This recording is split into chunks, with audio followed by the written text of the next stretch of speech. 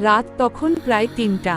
ঢাকার পুরনো এক গলির শেষ মাথায় দাঁড়িয়ে থাকা তিনতলা বাড়িটা বাইরে থেকে দেখলেই গা ছমছম করত।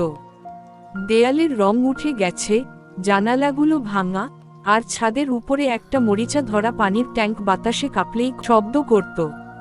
সেই বাড়ির ৩য় তলায় নতুন ভাড়া উঠেছিল রায়হান। বিশ্ববিদ্যালয়ের ছাত্র, টাকার অভাবে খুব কম ভাড়ার একটা রুম খুঁজছিল সে। আর এই মেসটা অদ্ভুতভাবে অন্য সব জায়গার চেয়ে অনেক সস্তা ছিল। প্রথম দিন মেস মালিক তাকে রুম দেখানোর সময় একটা কথাই শুধু বলেছিল, ৩য় তলার শেষ মাথার কালো দরজাটা কখনো খুলবা না। রায়হান হেসে বলেছিল, কেন, ভেতরে ভূত আছে নাকি? লোকটা তখন কোনো উত্তর দেয়নি, শুধু কয়েক সেকেন্ড তার দিকে তাকিয়ে থেকে বলেছিল। সবাই প্রথমে হাসে। সেদিন রাতে রায়হান ঠিকমতো ঘুমাতে পারল না, কারণ রাত বাড়ার সাথে সাথে পুরো মেসটা অস্বাভাবিক নীরব হয়ে উঠেছিল। এমন নীরবতা যেখানে নিজের নিঃশ্বাসের শব্দও ভারী লাগে। হঠাৎ করিডোরে খালি পায়ে কেউ হাঁটছে। রায়হান বিছানায় উঠে বসল। শব্দটা ধীরে ধীরে তার দরজার সামনে এসে থামল। তারপর ৩টা নক। রায়হানের বুক ধড়ফড় করতে লাগল। সে কাঁপা গলায় বলল, কে? কোনো উত্তর নেই। কয়েক সেকেন্ড নীরবতার পর আবার সেই নক।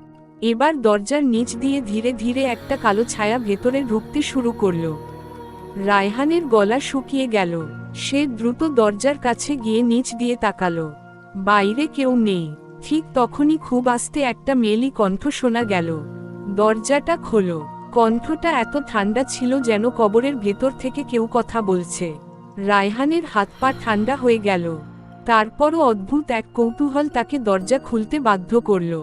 দরজা খুলতেই করিডোর ফাঁকা, শুধু শেষ মাথার সেই কালো দরজাটা আধখোলা। ভেতর থেকে অন্ধকার যেন বের হয়ে আসছে। আর তখনই একটা মেয়ের হাসি। রায়হানের পুরো শরীর কেঁপে উঠল। সে ধীরে ধীরে কালো দরজার দিকে এগোতে লাগল। তার মোবাইলের ফ্ল্যাশ বারবার জ্বলছিল আর নিভছিল। দরজার সামনে পৌঁছে সে ভেতরে তাকালো। পুরো রুম অন্ধকার। দেয়ালের রং উঠে গেছে, ছাদের কোনায় মাকড়সার জাল। পুরনো একটা কাঠের চেয়ার রুমের মাঝখানে রাখা, আর সেই চেয়ারে কেউ বসে আছে। লম্বা চুল, মুখ ঢেকে রেখেছে, মাথা নিচু। রায়হানের নিঃশ্বাস বন্ধ হয়ে আসছিল। সে ফিসফিস করে বলল, কে তুমি? কোনো উত্তর নেই। হঠাৎ চেয়ারটা আস্তে আস্তে তার দিকে ঘুরতে শুরু করল। মেয়েটার মুখ দেখা গেল, আর সেই মুখ দেখে রায়হানের শরীর অবশ হয়ে গেল। মুখে কোনো চোখ নেই, চোখের জায়গায় শুধু 2টা কালো গর্ত, আর ঠোঁটের জায়গায় অস্বাভাবিক বড় একটা হাসি। ঠিক তখনই ধাম, পিছনের দরজাটা নিজে নিজে বন্ধ হয়ে গেল। পুরো রুম অন্ধকার হয়ে গেল। রায়হানের মোবাইলের আলো নিভে গেল। তারপর অন্ধকারের ভেতর খুব কাছে থেকে একটা কণ্ঠ শোনা গেল, তুমি কেন এসেছো? রায়হান কাঁপতে কাঁপতে বলল, আমি কিছু করিনি। হঠাৎ সে অনুভব করল বরফের মতো ঠান্ডা একটা হাত তার কাঁধে পড়েছে। সে চিৎকার করে পিছনে তাকালো। কেউ নেই, কিন্তু সামনে মেয়েটা এখন তার একদম সামনে দাঁড়িয়ে। তার গলা ধীরে ধীরে লম্বা হচ্ছে, হাড় ভাঙার শব্দ। তারপর সে হাসতে হাসতে বলল, আমি একা থাকতে ভয় পাই। হঠাৎ পুরো দেয়াল থেকে মানুষের মুখ বের হতে শুরু করল। কারো চোখ নেই, কারো মুখ ছেঁড়া, কারো জিভ ঝুলে আছে। সবাই একসাথে চিৎকার করছে। রায়হান পাগলের মতো দরজার দিকে দৌড় দিল।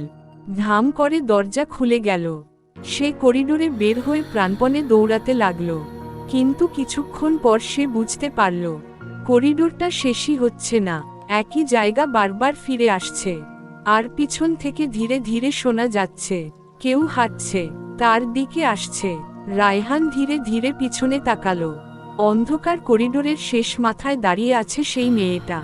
এবার তার চোখ আছে, কিন্তু চোখ পুরো সাদা, আর মুখ ভরা রক্ত। সে হাসছে। তারপর 1 সেকেন্ডের মধ্যে সে রায়হানের সামনে এসে দাঁড়ালো। আর তারপর পুরো বিল্ডিং কাঁপিয়ে একটা ভয়ঙ্কর চিৎকার শোনা গেল।